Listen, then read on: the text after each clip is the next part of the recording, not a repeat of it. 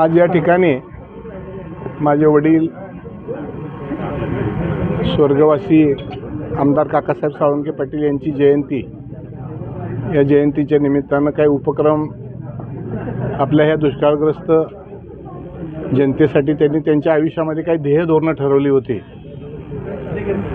या सांगोला तालुक्याचं लोकप्रतिनिधित्व करायचे आमदारकीच्या माध्यमातून संधी मिळाली त्यांना, परंतु अगदी अतिशय 2च वर्षामध्ये आपल्या तालुक्याच्या व्यथा विधानसभेमध्ये मांडत असतानाच आकस्मिकपणानं त्यांचं निधन झालं. आणि त्याच्यानंतर माझी आई काकी यांनी या सांगोला तालुक्याची आणि कार्यकर्त्याची धुरा सांभाळली. त्यांना जो अपेक्षित असलेला सांगोला तालुका आहे त्या दृष्टिकोनातून मीही लोकप्रतिनिधी म्हणून काम केलं. तालुक्यातल्या सगळ्याच जनतेनं, सगळ्याच पक्षाच्या मंडळींनी, सगळ्या जाती धर्माच्या मंडळींनी आमच्या कुटुंबाला आजपर्यंत भरभरून प्रेम आणि सहकार्य केलेलंच आहे. गोरगरीब उपेक्षित जनतेसाठी जे काही करता येईल तो करण्याचा मी सातत्यानं या ठिकाणी प्रयत्न केलेला आहे. हे स्मारक या ठिकाणी, या स्मारकाची जी प्रेरणा आहे हे या ठिकाणी माझे सहकारी बाळासाहेब एरंडे आहेत. गेले अनेक वर्षापासूनचे माझे मित्र आहेत. त्यांनी या ठिकाणी हे स्मारक करायची प्रेरणा दिली, त्यांनी सुरुवात केली आणि नंतर मग पुन्हा आमच्या कुटुंबानं त्यामध्ये भर टाकून हे मोठं असं स्मारक केलेलं आहे. 5 एकर जागा आम्ही आमची स्वतःची या संस्थेला दान केलेली आहे.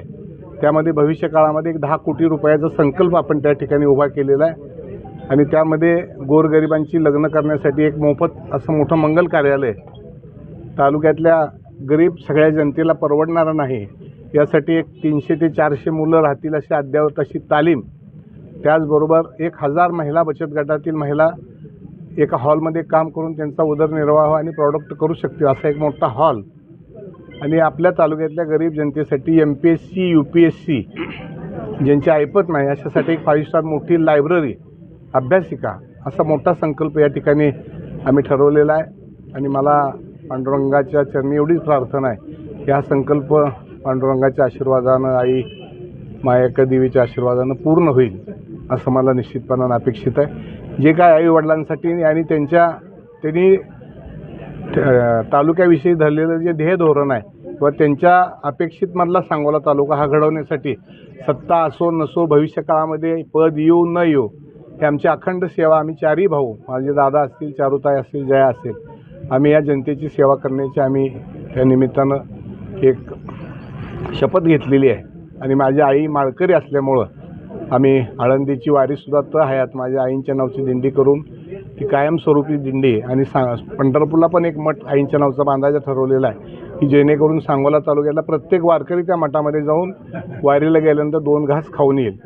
आणि मग उपेक्षित जे दीनदलित आहेत याही जनतेची सेवा करण्यासाठी एक मोफत अकॅडमी आम्ही या ठिकाणी चालू केलेली आहे. कुठल्याही प्रकारची फी न घेता आज जवळजवळ 100 मुलं, त्यामध्ये एक 25 मुली आहेत, आणि ती अकॅडमी भविष्य काळामध्ये मोठ्या प्रमाणावर आम्ही चालू करणार आहोत. मी सगळ्यांना निमंत्रण दिल्याप्रमाणे तालुक्यातली सगळेच नेते मंडळी, जनता या ठिकाणी उपस्थित राहायला लागलेली आहे. दिवसभराच्या काळामध्ये सगळी जेवून जातील असाच या जनतेचा आशीर्वाद आणि प्रेम सगळ्या समाजाचं आमच्या कुटुंबावर राहील अशी आईवडिलांच्या चरणी प्रार्थना करतो. पत्रकारांचा आभार मानतो. धन्यवाद.